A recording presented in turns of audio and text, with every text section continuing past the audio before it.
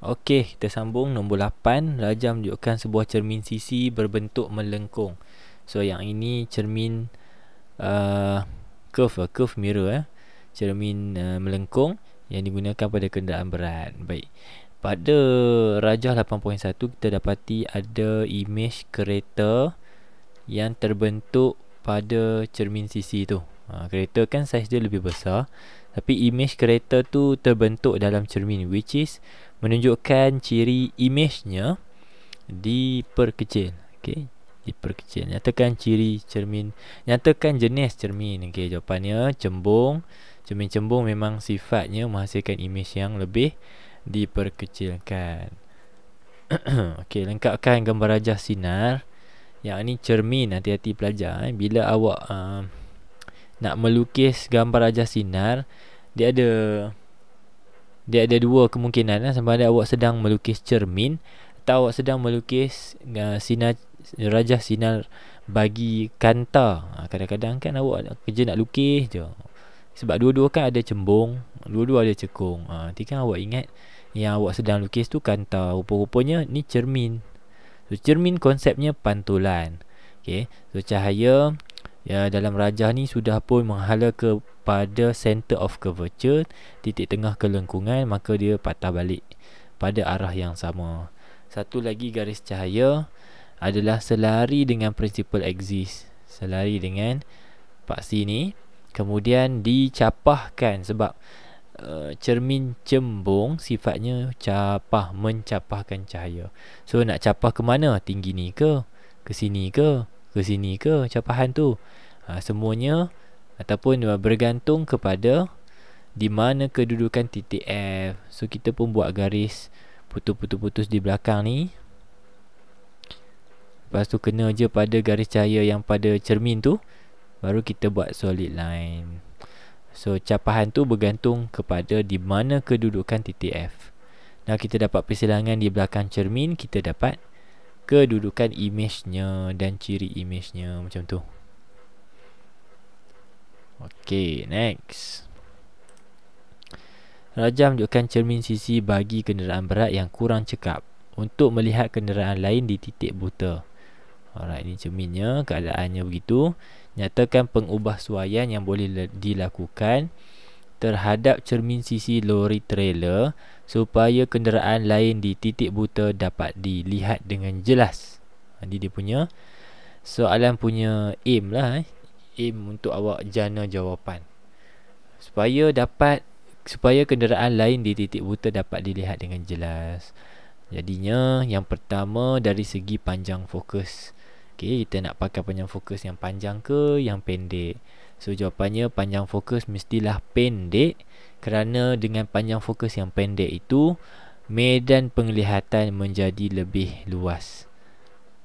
Okay, focal length yang pendek menyebabkan medan penglihatan lebih luas. Cerminnya lebih cembung lah, kelengkungannya lebih. Macam tu. Dua, bilangan cermin. Nak bilangan cermin banyak ke sikit? Jawapannya 2 atau lebih banyak cermin supaya menambahkan lagi luas medan penglihatan. Okey. Kemudian apa lagi? Habis dah. Alright, kita masuk ke bahagian B. Nombor 9. Rajah 9.1 menunjukkan sebahagian daripada komponen sistem penyejukan sebuah peti sejuk yang menggunakan ejen penyejuk yang mempunyai haba pendam tentu yang tinggi. Kita highlight lah maklumat dia tu. So dia beritahu ni peti sejuk. Peti sejuk ni dia ada cooling agent. Cooling agent tu ada nilai haba pendam tentu yang tinggi. Haba pendam tentu is a latent heat. Specific latent heat, nilai specific latent heatnya besar.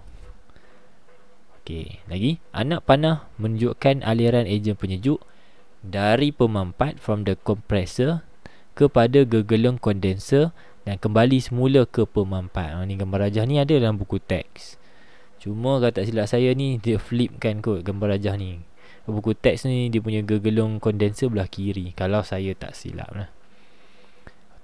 So apa jadi? Soalan tanya, apakah yang dimaksudkan dengan haba pendam tentu? Apakah maksud specific latent heat?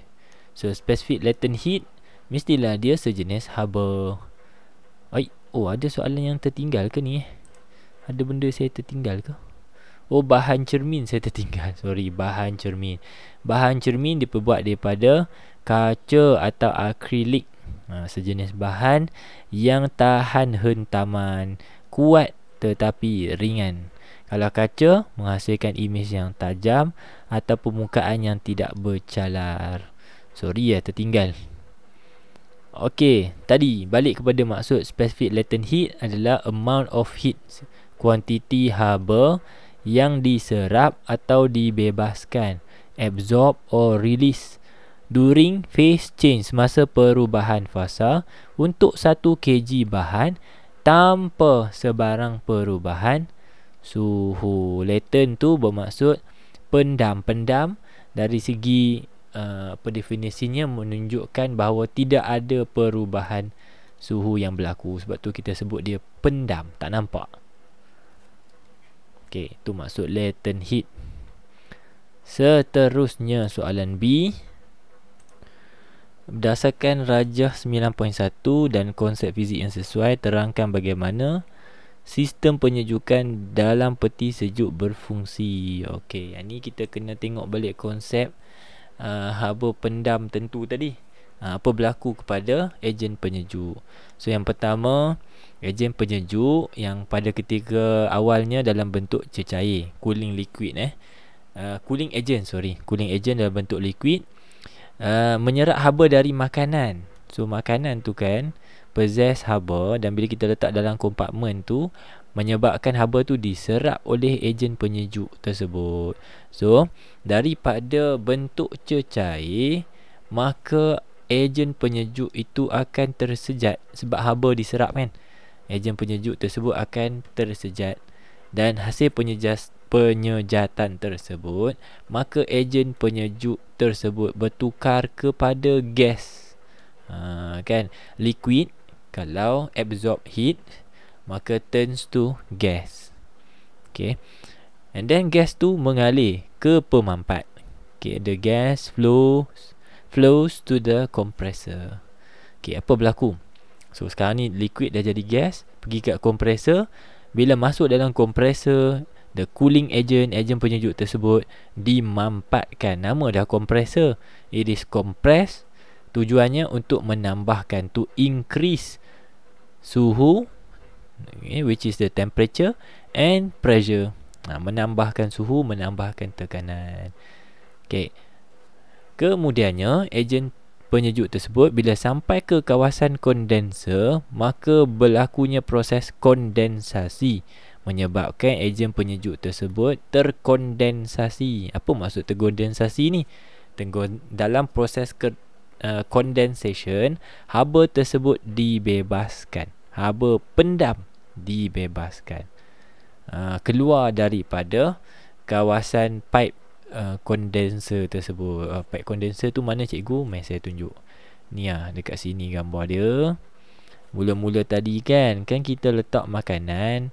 Bila makanan kita tu habanya diserap, menyebabkan liquid dalam ni, kita panggil cooling agent tu, liquid tu menjadi gas. Daripada liquid bertukar jadi gas. Gas tu kemudiannya turun sampai dekat pemampat, ditambahkan suhu, ditambahkan tekanan, kemudian mengalir ke kawasan kondenser. Di kawasan kondenser apa berlaku? Kondensasi. Haba dibebaskan keluar. Sebab tu kita tengok belakang, kita rasa belakang peti ais kan. Belakang peti ais kan kita rasa panas belakang dia. Tu sebabnya haba pendam tentu dibebaskan. Okey. Lepas pada tu menyebabkan gas tersebut tadi bertukar semula kepada bentuk cecair. Jadi cecair pergi mana pula? Meneruskan laluannya kepada valve dan kembali semula ke evaporator. So proses tu berulang-ulang lah. Cecair jadi gas, gas jadi cecair, jadi gas balik, jadi cecair balik, macam tu. Itu prosesnya. C. Rajah menunjukkan sebuah pengukus elektrik tanpa penutup. Okay, electric steamer without a lid. Okay, so kita ada takungan air, ada elemen pemanas. So elemen pemanas ni nanti dia jadi panas, dia bagi haba pada takungan air. Air tu akan berubah kepada steam, lalu steam tu akan masak makanan tersebut. Okey, tu yang kita panggil steamer tu, pengukus elektrik. Okey, anda dikendaki mengkaji ciri-ciri. Okey, dia ada bagi 4 pilihan pengukus elektrik dengan 4 spesifikasi, iaitu isi padu takungan air sama ada besar atau kecil, muatan haba tentu, specific heat capacity. Untuk penutup, saya highlight kat situ penutup dia punya C, nak besar ke nak kecil, bilangan lapisan rak, number of rack, nak rack banyak ke rack sikit ke, dan yang terakhir bahan elemen pemanas, material apa yang kita pakai untuk guna sebagai elemen pemanas, adakah nikrom atau copper. Okey, so kita tengok kat situ, saya turun ke jawapan lah So dari segi isi padu takungan, of course kita nak besar supaya boleh banyak lagi air kita masukkan dan lebih banyak steam boleh dihasilkan. Penghasilan steam yang berterusan atau lebih banyak. Lebih banyak steam dihasilkan, lebih cepat atau lebih banyak makanan dapat dimasak, atau lebih cepat makanan akan dapat dimasak dalam jangka masa yang lebih singkat, supaya jumlah habanya jadi lebih besar kan. Okay, next, muatan haba tentu penutup, the lid tu, nilai C dia kita ambil nilai C yang besar kerana lambat panas, have a small rise in temperature, it takes longer time to get hot. Kenapa? Sebabkan kita buka, kalau kita pegang lid tu, kalau nilai C dia kecil, nanti kan panas, dia cepat panas kan, sama panas dengan kita punya steamer ni. So kita buat daripada bahan yang nilai C nya besar. Seterusnya bilangan rak. Bilangan rak mestilah banyak supaya boleh banyak makanan dapat dimasak dalam satu-satu masa. Bahan elemen pemanas, of course kita pakai nikrom kerana nikrom ada resistivity yang tinggi, menyebabkan rintangannya tinggi dan menghasilkan lebih banyak haba. Alright, so pilihan kita adalah J kerana ... Nyatakan balik semua ciri-ciri yang awak pilih tadi. Soalan E. Seekor ayam dimasak di dalam sebuah pengukus elektrik sebanyak 0.8 kg. Okay, saya highlight dulu Ni dia pakai pengukus elektrik, maksudnya guna tenaga elektrik. 0.8 kg air pada suhu 30 darjah bertukar menjadi wap. Okey, tu keyword dia semua tu. Yang ni G-SIM. Yang ini suhu awal 30, suhu akhir menjadi wap. Berapakah suhu ketika mana air bertukar menjadi wap? Jawapannya 100 darjah Celsius. Alright, kita kena check dulu apa sebenarnya soalan nak. Soalan bagi apa ni? Nilai C untuk air, nilai L untuk specific latent heat of vaporization of water. Okey, soalan nak apa? Hitung tenaga haba yang diserap. Hitung tenaga haba yang diserap, maksudnya nak cari nilai Q lah, untuk meningkatkan suhu air tersebut daripada 30 ke 100. So kalau ada perubahan suhu, maksudnya kita tengah guna konsep specific heat capacity. Okey. Okay, so formula yang kita pakai untuk specific heat capacity adalah Q haba sama dengan M G-SIM darab dengan C muatan haba tentu darab dengan delta theta perubahan suhu. So nak cari Q kan, so gantilah G-SIM tadi 0.8 darab dengan C. Our C untuk air 4200 atau 4.2 yang ni Ini ada setengah guna 4200. Soalan ni dia guna 4.2 darab 10 kuasa 3, which is the same value lah. Kemudian delta theta. Delta theta ni perubahan suhu. Suhu akhir 100, suhu awal 30. Berapa perubahan suhunya? 70 darjah Celsius. 70 je lah. 70. Alright, tekanlah kalkulator. Okay, so jawapannya 2.352/10^5 dengan unitnya joule. Kenapa joule? Kerana tenaga haba. Tenaga kan? So tenaga dalam joule. Baik, seterusnya kita tengok hitung jumlah tenaga. Jumlah tenaga yang diserap untuk mengubah air tersebut menjadi wap. So daripada air menjadi wap. Okey, kita kena faham satu benda dekat sini, bahawa daripada air nak jadi wap tu sebenarnya dia lalu dia bukan straight process. Dia ada singgahan dia. Maksud saya macam ni. Pada ketika awal air tu suhunya 30 darjah Celsius. Pada awal cerita kan, air suhu 30 darjah Celsius. Apa jadi dekat air tu? Air tu mengalami pemanasan sehingga mana bertukar menjadi wap. Okey. Sebelum menjadi wap, air tersebut mestilah naik dulu suhunya kepada air suhu 100 darjah Celsius. Okey, kita dapat haba yang pertama, which is haba yang baru saja awak kira tadi. Berapa tadi nilai haba? 2.352 darab 10 kuasa 5. Betul ke? Kuasa 5 joule. 5 joule. This is our Q1. Kalau saya nak namakan Q1 lah, sebab saya tengah nak tunjuk awak relation jawapan tadi dengan apa yang kita cuba selesaikan sekarang. So tu kita dah kira kan, haba yang diambil, haba yang dihasilkan untuk menukarkan 30 darjah Celsius air kepada 100 darjah Celsius air. Okey. Now, daripada air suhu 100, maka air tersebut akan bertukar menjadi wap pada suhu yang sama, 100 darjah Celsius. Wap kan memang start jadi air kan memang start jadi wap pada suhu 100. So yang ni our Q2. Tadi dah ada Q1. Now Q2. Awak sedar tak yang sekarang ni pada penukaran di sebelah kanan ni, air bertukar menjadi wap tetapi tidak ada perubahan suhu. Agak-agak awak tu konsep apa? Inilah kita panggil muatan haba pendam, specific latent heat. Sebab ni air jadi wap, kita panggil specific latent heat of vaporization.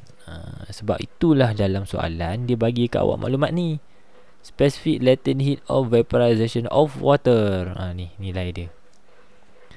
Now kita kena cari dulu Q2 kita. Pakai formula apa? Kalau latent heat, maka kita pakai simply M darab dengan LV. Sebab latent heat of vaporization kita pakai LV. Okey, berapa jisimnya? Jisimnya masih lagi sama macam tadi. Ini untuk A1. Okey, jisimnya masih sama macam tadi, iaitu 0.8. So kita ambil 0.8, kita darab dengan LV. LV tadi dalam soalan bagi kan, yang baru saya highlight 2.26/10^6.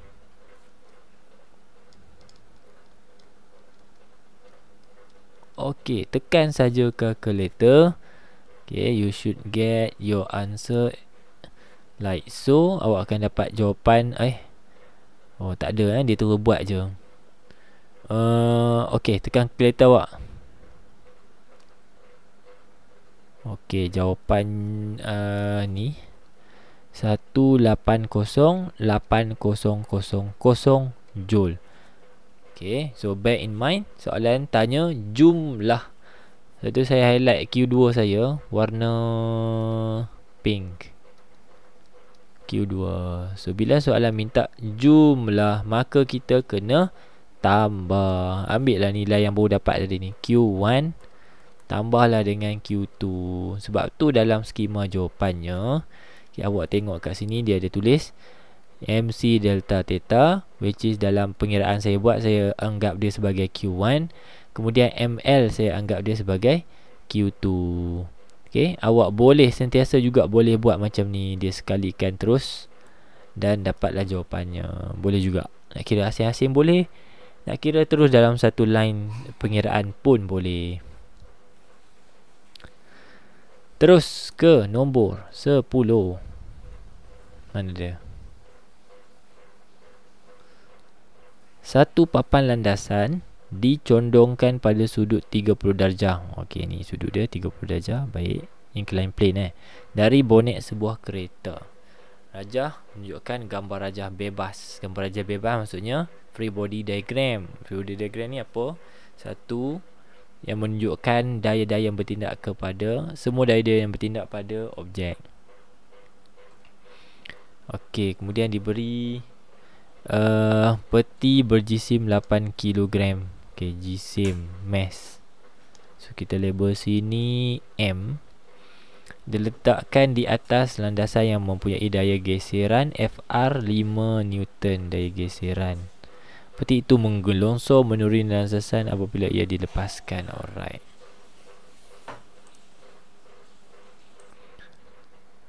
Okey, tengok gambar rajah.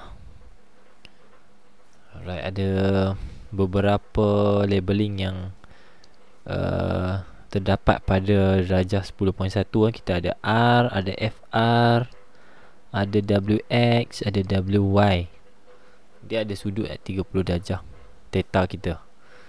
Okay, soalan pertama, apakah daya R? R adalah satu daya yang bertindak ke atas objek apabila duduk di atas satu permukaan. So ni kita panggil daya normal. Tindak balas normal atau daya normal. Tindak balas normal. Alright, soalan tanya, hitung berat peti. Senangnya, kita kan dah ada jisim. Bila kita dah ada maklumat jisim, kita boleh kira berat. Berat sama dengan jisim darab dengan kekuatan medan graviti. So jisim tadi berapa? 8 kg. Darab dengan G 9.81, dapat 78.48 Newton. Berat kita ukur dalam unit Newton. Okay, next. Komponen berat bongkah yang selari dengan permukaan condong, WX. So yang ni dah ada label kat sini. WX selari, selari. So kita nak pakai yang selari ni, kita akan pakai formula W sin theta. So W tadi awak dah kira kan, cuma darab je dengan sin 30. So jalan kiranya 78.48, which is the value of W tadi, darab dengan sin 30. 30 ni theta nya. Okay, dapatlah komponen WX 39.24. Seterusnya, menggunakan konsep daya, huraikan bagaimana hal laju peti berubah semasa menggelongsor menuruni landasan. Baik, kita nak tahu hal lajunya sama ke, berubah jadi lebih besar ke, jadi lebih perlahan ke. Semua bergantung kepada daya yang bertindak ke atas objek tersebut. Nah, sebenarnya soalan nak awak tahu apakah hubungannya antara daya WX dengan daya yang bertentangan dengannya, iaitu FR. Okay, WX kita ni dapat berapa tadi? WX kita tadi 39.24. Saya tulis sini 39.24 Newton. Okey, berapa nilai FR, daya geseran? Diberi dalam soalan, daya geseran 5 Newton sahaja. Okey. So, kita dapati bahawa daya WX jauh lebih besar daripada daya geseran. Itu bermaksud objek bukan sekadar turun sahaja daripada landasan condong, tetapi mengalami pecutan. Itu secara ringkas lah, kita buat dalam bentuk ayat. WX adalah lebih besar dari daya geseran. Betul, macam saya cakap tadi. Okay, so daya paduan sama dengan 34.24. Daya paduan ni macam mana kita dapat? Kita tolak. Kita ambil 39.24, kita tolak dengan 5. So daya paduan kita sekarang tak sama dengan kosong Newton, bermaksud objek sedang memecut. Itu yang dia punya soalan. Dia punya skema jawapan beritahu daya paduan awak tak kosong, tidak sifar, maka peti tersebut mengalami pecutan, mengalami acceleration, pecutan. Okay, kalau pun soalan nak nilai pecutannya, awak boleh kira. Macam mana nak kira nilai pecutan? Guna hukum Newton ke 2. Okay, resultant force sama dengan M darab dengan A. So macam mana nak cari A, resultant force, bahagi dengan jisim. Berapa resultant force tadi ni? 34.24 bahagi dengan jisim. Berapa jisim? 8 ke? Cek balik. Berapa jisim? 8, betul. 8. So bahagilah 8. Nescaya awak akan dapat ni lah, 4.28. Itulah nilai pecutan box tersebut. Apa maksud nilai pecutan ni? Lajunya bertambah sebanyak 4.28 ms-1 setiap 1 saat. So 1 second 4.28, lagi 1 second tambah lagi 4.28, the next 1 second tambah lagi 4.28. Next. Bagus soalan ni ya. Saya tak jumpa ni dalam trial lain, tak ada soalan macam ni. So bagus, soalan yang baik ni pada saya lah. Rajah 10.2 menunjukkan seorang lelaki berkerusi roda di tepi sebuah bangunan bertangga. Mana dia? Oh ni. Ni tangga. Ni orang yang naik wheelchair. Apa masalah orang ni? Apa masalahnya? Kita mesti menyiasat ciri-ciri landasan. So kita nak buat macam ramp lah, nak naik, nak bagi orang yang naik kursi roda ni boleh naik ke tangga, naik melepasi tangga tu. So ada 4 jenis landasan PQRS dengan 4 ciri berbeza. Sudutnya, kita nak sudut besar ke sudut kecil. Bahan landasan, nak pakai kayu ke nak pakai konkrit. Permukaan landasan tu nak kasar ke nak licin. Kemudian berat apa berat landasan tau. Berat landasan tu nak berat ke nak ringan. Okey, berdasarkan tu kita kena jawab soalan berdasarkan apa yang soalan nak. Soalan nak apa? Paling sesuai digunakan oleh lelaki tersebut untuk memasuki bangunan tersebut dengan mudah dan selamat. Bukan je senang dia nak masuk, tapi selamat juga. Okey, so 10 markah di situ. Okey, so awak nak kena pilih satu tau. Baik, kita tengok jawapan. Pertama dari segi sudut. Tak kalah nak pakai sudut yang tinggi, kita pakai sudut yang kecil je, supaya nilai komponen berat WX nya menjadi kecil. Nanti susah dia nak panjat, susah dia nak tolak naik kalau sudut dia tinggi, sebab WX dia jadi besar. Okey, kedua, bahan landasan. Bahan landasan kita pakai konkrit, takkan pula kayu. Konkrit adalah satu bahan yang kukuh, stronger material. Okey, permukaan adalah permukaan yang kasar menambahkan geseran. Okey, supaya geseran yang tinggi tu membantu pergerakan tayar kerusi roda tersebut supaya tidak menggelongso. Okey, dari segi kapasiti berat mestilah tinggi, boleh menampung. Oh, kapasiti berat ke? Kapasiti berat, oh maksudnya boleh tahan berat berapa banyak. So mestilah tinggi, boleh menampung lebih banyak berat. So bukannya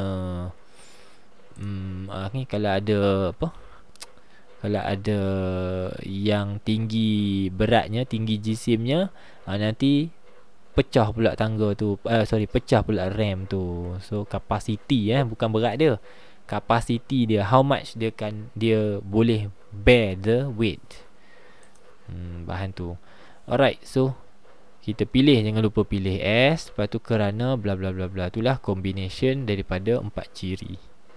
Kita terus ke soalan terakhir, iaitu soalan nombor 11 bahagian C, soalan wajib. Okey, soalan ini mesti dijawab. Rajah 11.1, 11.2 menunjukkan 2 jenis cecair yang berbeza ketumpatan terpancut keluar dari silinder Marriott. Okey, so Kita tengok dekat sini ada pancutan air yang berlaku dan kita dapati ketinggian ataupun kedalaman adalah sama. Betul saya nampak tu kedalaman sama tu. Cuma liquid tu different density. Liquid tersebut ketumpatannya berbeza. Ketumpatan berbeza tapi H-nya sama. Kemudian saya tengok pula dx dengan dy. Okay, dx ni lebih jauh, dy lebih dekat. Okay, so kita convert jawapan jauh dengan dekat tu dengan menggunakan pengukuran yang lebih baik, iaitu dx lebih panjang, dy lebih pendek. Okay, tak payah sebut, tak payah tulis jauh dekat lah. Kita tulis jarak dx lebih besar dari jarak dy. Okay, okay. Lepas tu itu je lah So yang ni kalau kita tengok soalan cuba menguji awak konsep tekanan dalam cecair. Ada 3 faktor tekanan dalam cecair.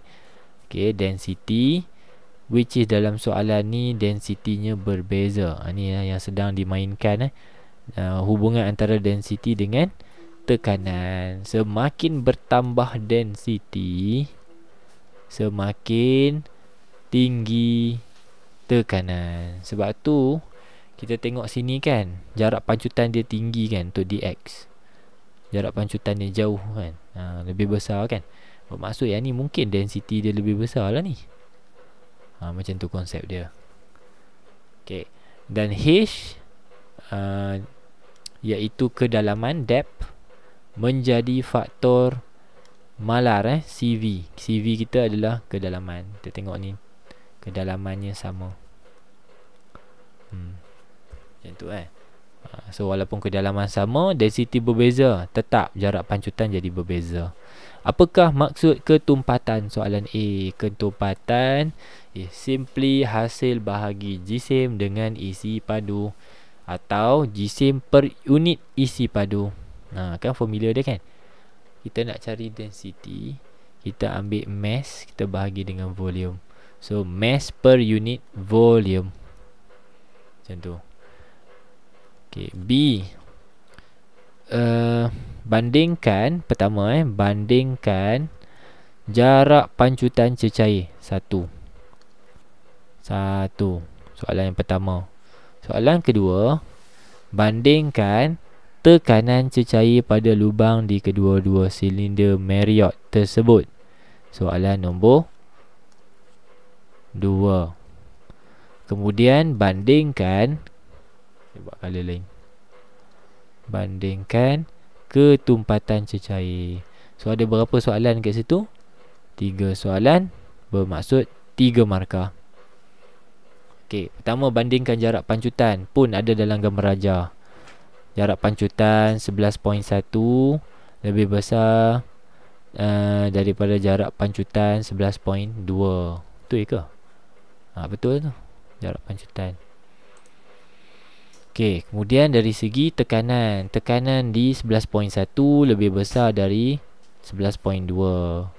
Kemudian ketumpatan cecair X lebih besar dari cecair Y. Betul lah, tadi kita assume bahawa disebabkan jarak pancutan ni jauh, maka tekanan tu lebih besar.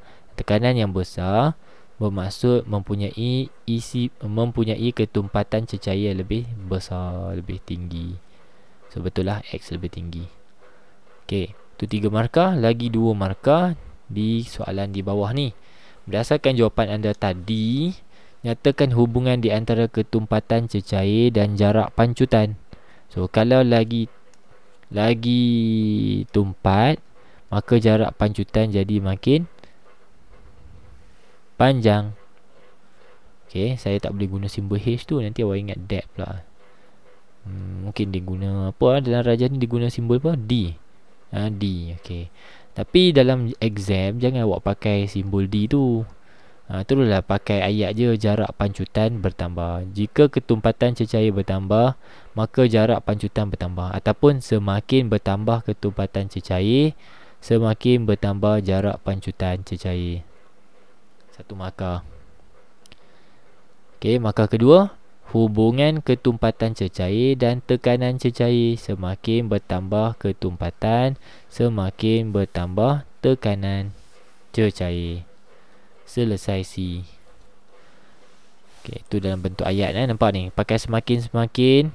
Ni pun semakin. Okay, D.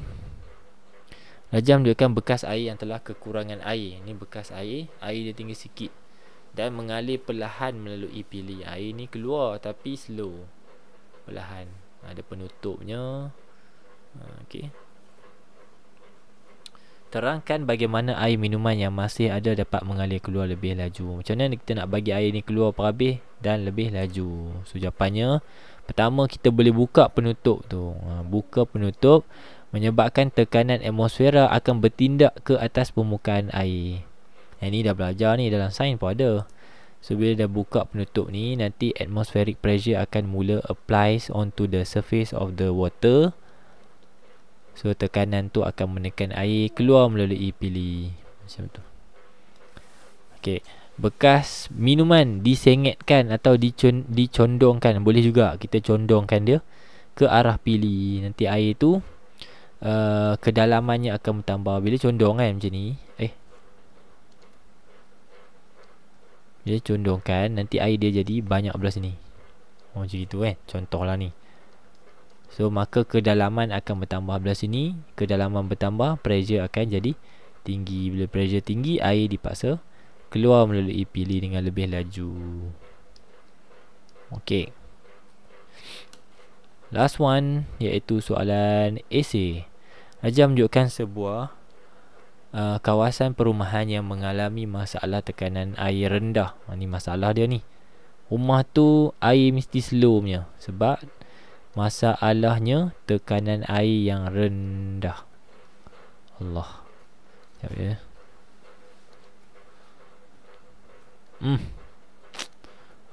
Inilah buat kita sakit hati ni. Dah tekan sini dah. Okey. Kenapa tekanan air rendah? Ketiadaan tangki air di kawasan tersebut. Tak ada tangki air. Semua pakai pipeline je. Jabatan Bekalan Air merancang membina sebuah tangki air. So dia nak buat membina tangki air bagi menyelesaikan masalah itu. Okey, dalam rajah ni dia label lah rumah-rumah yang ada low water pressure ni. Banyak betul rumah tu kan. So memang masalah. Baik. Anggapkan awak ni seorang jurutera awam dan awak kena jalankan satu kajian dan membuat cadangan berkaitan aspek dan struktur tangki air yang sesuai. Cadangan aspek dan struktur tangki air yang sesuai dibina di kawasan perumahan tersebut supaya masalah bekalan air bertekanan rendah dapat diatasi. Nyatakan dan terangkan cadangan anda melibatkan aspek lokasi dan kedudukan tangki air. Saya highlight tu yang pertama, awak mesti cerita pasal lokasi dan kedudukan.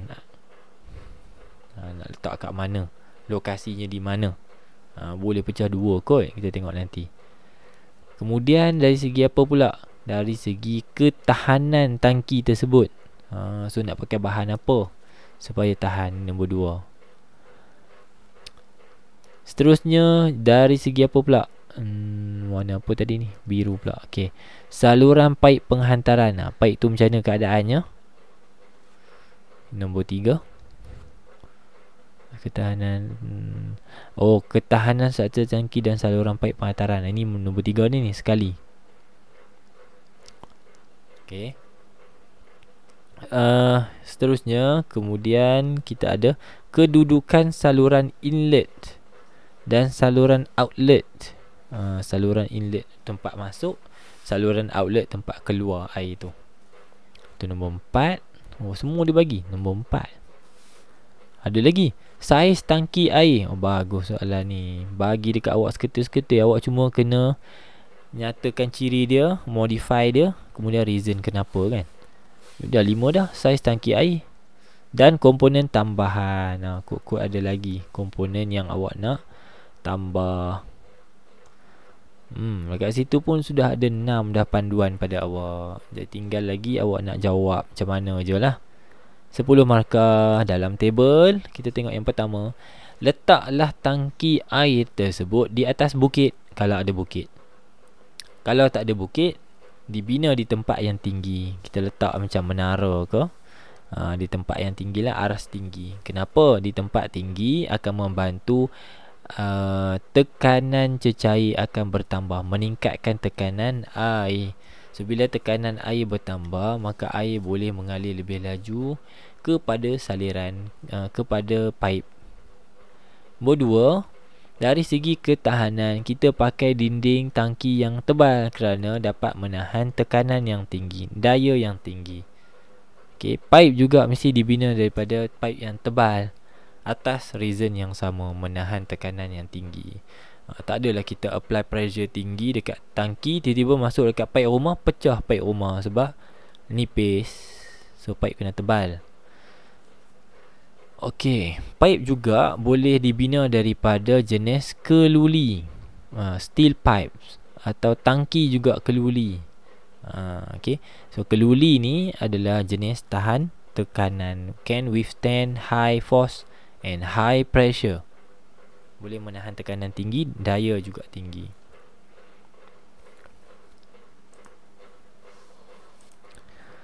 Okay, next adalah kedudukan saluran inlet. Okay, inlet tu mesti duduk kat bahagian atas supaya air boleh masuk dengan lancar. Bukan lancar, lancar dekat situ. Ada typo kot Allows water to enter the tank smoothly. Masuk dalam tangki dengan baik lah. So daripada atas. Kemudian outlet mestilah duduk di bahagian bawah. Bahagian outlet duduk di bawah tangki supaya dapat mengeluarkan air dengan tekanan paling maksimum. So bila dalam tangki tu kita masukkan air sini, kita keluarkan air sini. So yang ni inlet, yang ni outlet. So air kat sini kan, air kat sini. So sebabkan outlet ni duduk paling bawah, maka tekanan situ paling tinggi, maka air keluar dengan tekanan yang sangat tinggi, maksimum.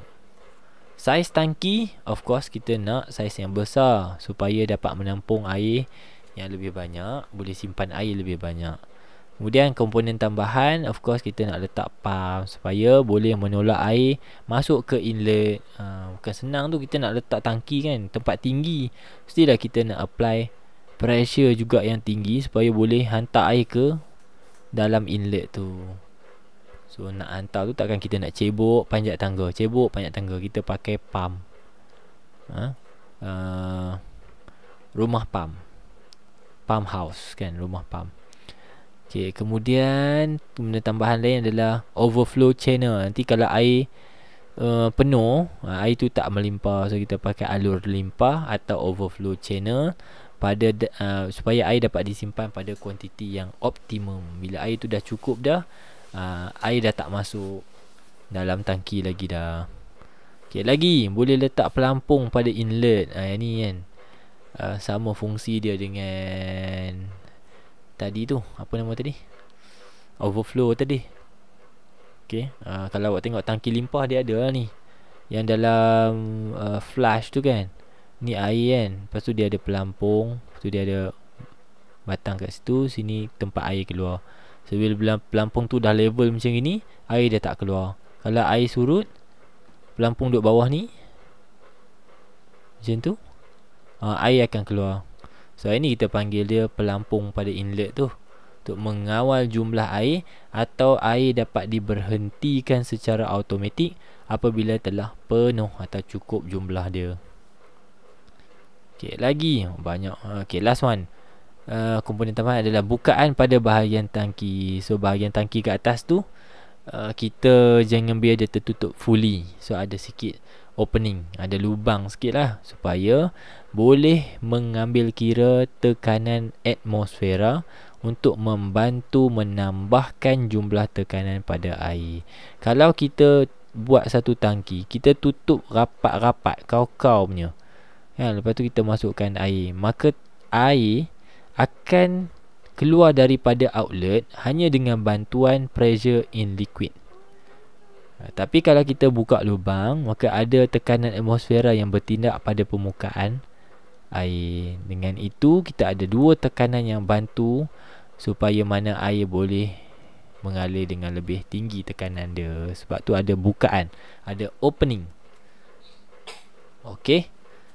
Selesai soalan esei dan kertas 2 untuk Pahang. Saya harap saya kongsi dapat bagi manfaat pada awak. InsyaAllah ada rezeki lepas raya Deepavali nanti kita sambung dengan video-video yang seterusnya. Jumpa lagi. Take care. Assalamualaikum. Bye.